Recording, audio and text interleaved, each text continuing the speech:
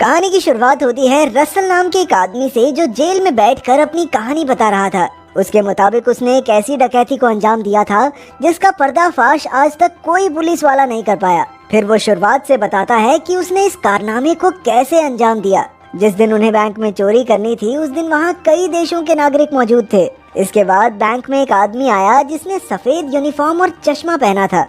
तभी उसके पीछे ऐसी ही यूनिफॉर्म वाले कई नकाबपोश लोग घुस आए और फिर पहले आदमी ने भी अपना चेहरा ढक लिया। उन्होंने तुरंत बैंक का दरवाजा बंद किया और अचानक अपने हथियार निकाल लिए, जिससे वहां मौजूद सभी लोग बुरी तरह डर गए। फिर चोरों ने वहां स्मोक बॉम्ब्स छोड़ दिए और तभी बाहर से गुजर रहे एक पुलिस वाले की नजर बैंक से निकल रहे धुएं पर पड़ गई।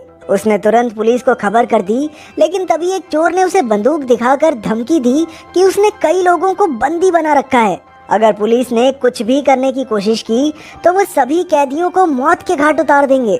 इसके बाद उस पुलिस वाले ने जल्दी से पुलिस फोर्स बुलवाई और बाहर के लोगों को बैंक से दूर हटाने लगा। फिर हम डिटेक्टिव फ्रेजियर को देखते हैं। जैसे ही उसे डकैती की खबर मिली तो वो अपनी टीम के साथ बैंक के बाहर पहुंच गया। कुछ ही पलों में पुलिस ने बैंक को चारों ओर से घेर लिया और तो और वहाँ देश भर के टीवी चैनल भी इकट्ठा हो गए थे। उधर बैंक के मालिक को भी खबर मिली कि उसके बैंक में चोर घुस आए हैं और लोगों को बंदी बना लिया गया है। इधर डिटेक्टिव फ्रेजर और डिटेक्टिव मिलर ने अपनी जांच शुरू कर दी थी। वहीं बैंक में चोरों ने सभी हॉस्टेजेस को एक जगह इकट्ठा किया और सबके फोन जब्त करके एक लिफाफे में डाल दिए। लेकिन बैंक में काम करने वाले पीटर ने उनसे कहा कि वो अपना फोन घर पर ही भूल आया है। तब एक चोर ने किसी का फोन लेकर पीटर के नंबर पर कॉल किया और तभी ऑफिस से उसका फोन बजने की आवाज आने लगी। अब बेचारे पीटर की हवा टाइट हो चुकी थी और उसने चोरों से माफी मांगना शुरू कर दिया। लेकिन गैंग लीडर गुस्से में उसे घसीटकर ऑफिस में ले गया और उसे तब तक पीटा जब तक वो बेहोश नहीं हो गया। आखिरकार उसने बाहर आकर सबको धमकाया कि जिसने भी चालाकी करने की कोशिश की उसका यही हाल होगा। इसके बाद उसने सभी हॉस्टेजेस के कपड़े जबरदस्ती उतरवा कर उन्हें बिल्कुल अपने साथियों जैसे कपड़े पहना दिए। उधर देश भर में डकैती की खबर आग की तरह फैल चुकी थी। तभी बैंक में मौजूद एक बूढ़े आदमी को दिल का दौरा पड़ गया, इसलिए चोरों को मजबूरन उसे बैंक से बाहर भेजना पड़ा। उसके बाहर आते ही पुलिस ने उससे काफी पूछताछ की, लेकिन उन्हें सिर्फ इतना ही पता चला कि अंदर यूनिफॉर्म पहने 4 चोर हैं और उनके पास हथियार भी हैं।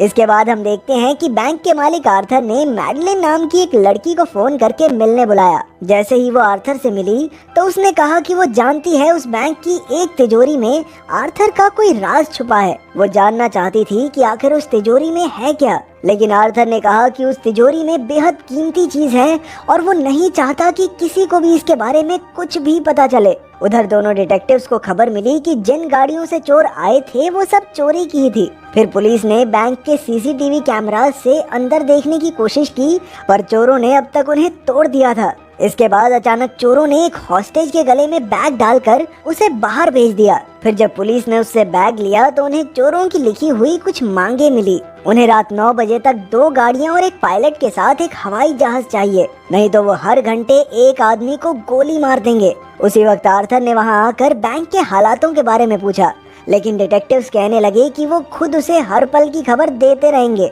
इसके बाद चोरों ने पुलिस से अंदर बंद लोगों के लिए खाने पीने की मांग की और तब डिटेक्टिव को एक तरकीब सूझी। उसने बड़ी चालाकी से खाने के डब्बों में माइक्रोफोन्स लगा दिए ताकि वो बैंक में चोरों की बातें सुन सकें। फिर डिटेक्टिव फ्रेजर खुद डिब्बे लेकर बैंक तक पहुंचा और चोरों के बॉस से बात करने की कोशिश की, लेकिन बॉस ने उस पर कोई ध्यान नहीं दिया। आखिरकार उसने वापस आकर माइक्रोफोन्स के जरिए उनकी बातें सुननी शुरू की, लेकिन वो सब किसी अजीब सी भाषा में बात कर रहे थे।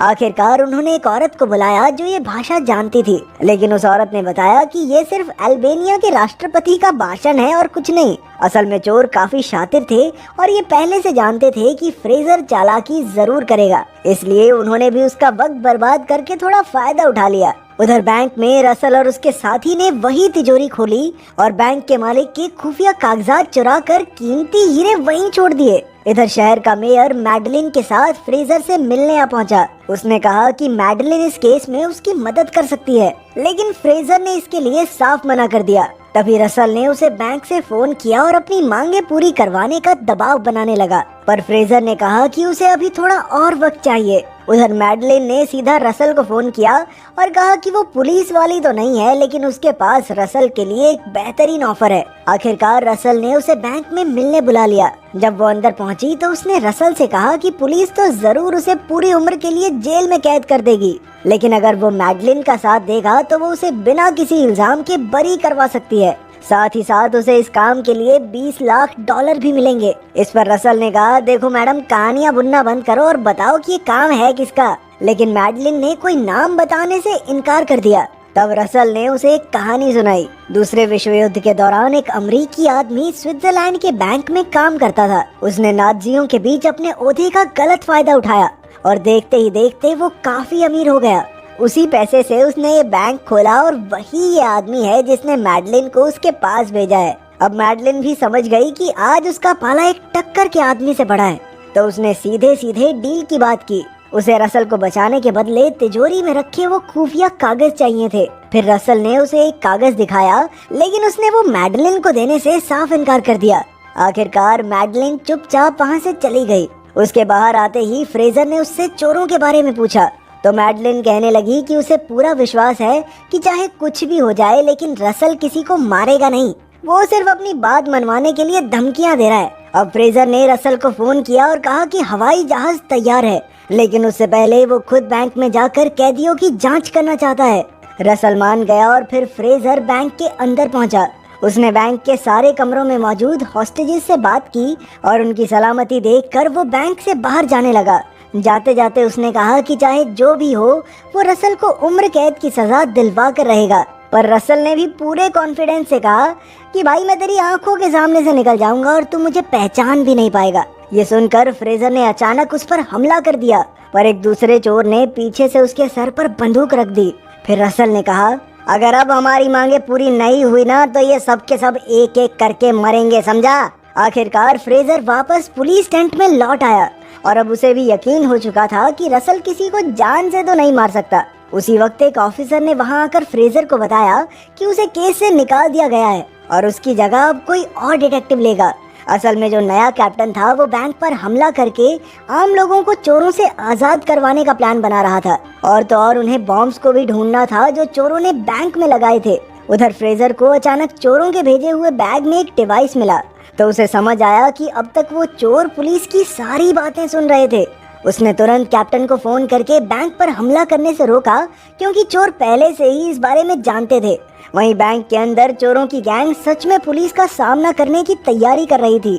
उन्होंने सारे हॉस्टेजेस को इकट्ठा करके पहले माले पर भेज दिया और नीचे के माले पर जबरदस्त धमाके कर दिए। फिर उन्होंने सभी हॉस्टेजेस को रिहा कर दिया और खुद भी भगदड़ में उनके साथ ही बाहर आ गए। तभी कैप्टन ने सभी पुलिस वालों को गोलियां चलाने से रोका, क्योंकि अंदर फंसे सारे आम आदमी बाहर आ रहे थे।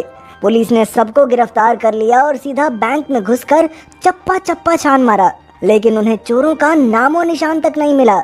हैरानी की बात तो ये थी कि चोरों ने पैसों को तो हाथ तक नहीं लगाया, और तो और उनके सारे हथियार भी नकली थे। अब वो समझ गए कि सारे चोर बाकी लोगों के साथ ही बाहर निकल गए हैं, इसलिए उन्होंने एक एक इंसान से कड़ी पूछताछ की। लेकिन इतनी कोशिश के बाद भी वो असली चोरों की पहचान नहीं कर पाए, क्योंकि उनके चेहरे तो किसी ने नहीं देखे थे। आखिरकार सरकार के ऑफिसर्स वहां पहुंचे और उन्होंने फ्रेजर को कोई सबूत न मिलने की वजह से केस बंद करने को कहा। फ्रेजर ने वहां तो हाँ कर दी, लेकिन वो इस केस को सुलझाए बिना मानने वाला नहीं था। उधर मैडलिन बैंक के मालिक आर्थर से मिली और उसे बताया कि रसल ने वो खुफिया फाइल चुरा कर अपने पास रख ली है, ताकि आर्थर उसके खिलाफ कोई कदम न उठा सके।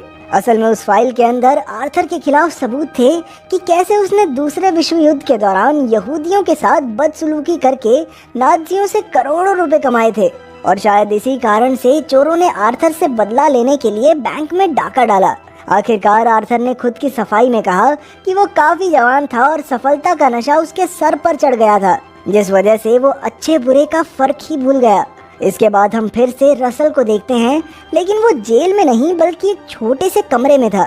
असल में जब उसने तिजोरी से फाइल चुराई तो उसने बैंक के मालिक के बेशकीमती हीरे भी चुरा लिए थे, और फिर वो बैंक के अंदर ही एक खुफिया कमरे में छिप गया।